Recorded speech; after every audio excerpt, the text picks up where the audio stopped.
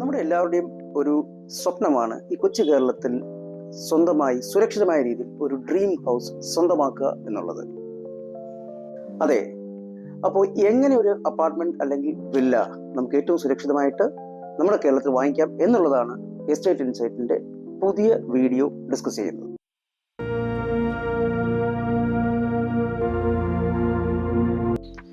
അപ്പോൾ നിങ്ങൾ പലർക്കും ഇപ്പോൾ തോന്നിക്കാണ് ഇപ്പോൾ ഞാൻ സംസാരിക്കാൻ പോകുന്നത് റെറയെ പറ്റിയാണ്, അതായത് കേരള റിയൽ എസ്റ്റേറ്റ് റെഗുലേറ്ററി അതോറിറ്റിയെ പറ്റിയാണ്. അതെ, നമ്മളിന്ന് സംസാരിക്കാൻ പോകുന്ന വിഷയം Kerala real estate regulatory authority registered പ്രൊജക്റ്റിനെ പറ്റി തന്നെയാണ്.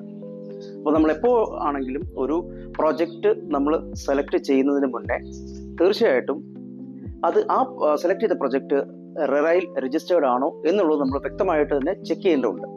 ആ ചെക്ക് ചെയ്തതിന് മുന്നേ തന്നെ നമ്മൾ സെലക്ട് ചെയ്യുന്ന പ്രൊജക്റ്റ് ഈ റെറയിൽ ആപ്ലിക്കബിൾ ആണോ എന്നുള്ളതും നമ്മൾ നോക്കണം. അതിൽ 2 ക്രൈറ്റീരിയസ് ആണുള്ളത്. ഒന്ന്, നമ്മൾ സെലക്ട് ചെയ്യുന്ന പ്രൊജക്റ്റ് 500, അതിന്റെ ലാൻഡ് ഏരിയ 500 സ്ക്വയർ മീറ്ററിന് മേലെ ആണോ. അതല്ല എങ്കിൽ നമ്മൾ സെലക്ട് ചെയ്യുന്ന പ്രൊജക്റ്റ് 8 യൂണിറ്റ്സിന് മേലെയാണോ ഉള്ളത്. ഈ 2 ക്രൈറ്റീരിയ ഉണ്ടെങ്കിൽ ഡെഫിനറ്റ് ആയിട്ടും ആ പ്രൊജക്റ്റ് റെറയിൽ രജിസ്റ്റർ ചെയ്തിരിക്കണം. സോ നമ്മൾ നോക്കുന്നത് ആദ്യം ചെയ്യേണ്ടത് രജിസ്റ്റേർഡ് പ്രൊജക്റ്റിനകത്തിൽ ഇത് ലിസ്റ്റഡ് ആണോ ഇല്ലയോ എന്നുള്ളതാണ്. സോ അതിനായിട്ട് ആദ്യം നമ്മൾ പോകേണ്ടത് www.rera.kerala.gov.in എന്ന് പറയുന്ന വെബ്സൈറ്റിൽ സെർച്ച് ചെയ്ത് നിങ്ങൾ ഏത് പ്രൊജക്റ്റിനാണോ സെലക്ട് ചെയ്തേക്കുന്നത് ആ പ്രൊജക്റ്റ് ഇതിലുണ്ടോ ഇല്ലയോ എന്നുള്ളത് ഉറപ്പാക്കുക എന്നുള്ളതാണ് ആദ്യത്തെ സ്റ്റെപ്പ്.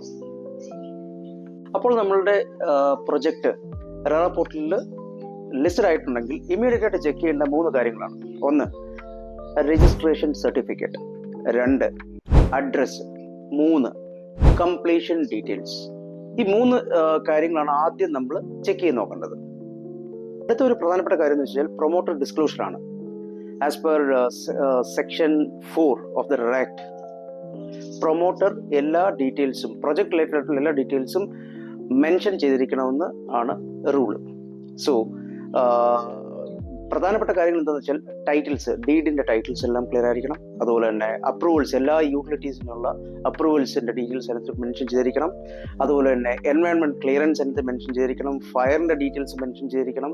അപ്പൊ ഇങ്ങനെയുള്ള ഡീറ്റെയിൽസ് എല്ലാം ചെക്ക് ചെയ്ത് നോക്കുക എന്നുള്ളതാണ് ഈ പ്രൊമോട്ടർ ഡിസ്ക്ലോഷറിനകത്ത് ചെയ്യേണ്ടത്. പിന്നീടുള്ളത് പേയ്മെന്റ്സ് ആണ്.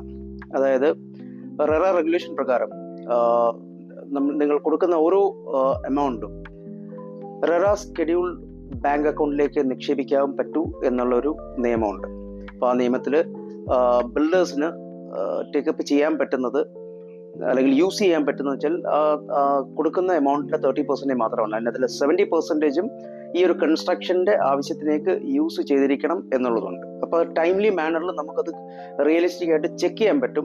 ഈ തുകകൾ കറക്റ്റായിട്ട് ഈ ഒരു പ്രൊജക്റ്റിലേക്ക് യൂസ് ചെയ്യുന്നുണ്ടോ എന്നുള്ള കാര്യങ്ങൾ നമുക്കത് മനസ്സിലാക്കാൻ സാധിക്കും. ഇനി ഞാൻ പറയാൻ പോകുന്ന ഒരു കാര്യം വളരെ പ്രധാനപ്പെട്ട ഒരു കാര്യമാണ്.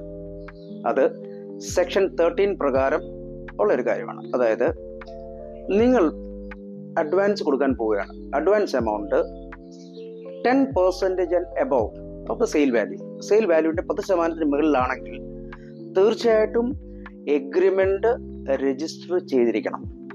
അത് ഏറ്റവും ഇമ്പോർട്ടൻ്റ് ആയിട്ടുള്ള ഒരു കാര്യമാണ്. 10% മേലെയാണെങ്കിൽ എഗ്രിമെന്റ് രജിസ്റ്റർ ചെയ്തിരിക്കണം.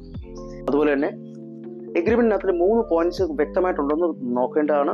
1, completion date. 2, payment schedules. 3, penalty for delays. ഈ 3 കാര്യങ്ങളും വ്യക്തമായിട്ടായിരിക്കണം. അത് മാത്രവുമല്ല, റെറ അനുശാസിക്കുന്ന ഒരു ഫോർമാറ്റ് ഉണ്ട് സെയിൽ എഗ്രിമെന്റ്. അത് തന്നെയാണോ ഫോളോ ചെയ്യുന്നത് നിർബന്ധമായിട്ടും നിങ്ങൾ ചെക്ക് ചെയ്തിരിക്കണം. ഈ ഒരു ക്ലോസ്, ഇപ്പൊ ലാസ്റ്റ് ഞാൻ പറഞ്ഞേക്കുന്ന പോയിന്റ് വളരെ ഇമ്പോർട്ടൻ്റ് ആണ്. നിങ്ങളത് കൃത്യമായിട്ട് ഫോളോ ചെയ്തിരിക്കണം. അപ്പോൾ ഇങ്ങനെ ഡ്രീം ഹൗസുമായിട്ട് പ്രൊസീഡ് ചെയ്യല്ലേ. ഇൻഫർമേഷൻസ് എല്ലാം ഞാൻ പാസ് ഓൺ ചെയ്തത് കറക്റ്റായിട്ട് മനസ്സിലായി എന്ന് കരുതുന്നു. എന്തെങ്കിലും സംശയങ്ങളുണ്ടെങ്കിൽ കമന്റ് ബോക്സിൽ ഷെയർ ചെയ്യുന്നതാണ്. ഞാനതെല്ലാം റെസ്പോണ്ട് ചെയ്യുന്നതായിരിക്കും. മറ്റൊരു വീഡിയോയുമായി എത്രയും പെട്ടെന്ന് തന്നെ വരുന്നതാണ്. ഞാൻ Krishnaprasad, principal consultant, RERA consultants LLP. Thank you.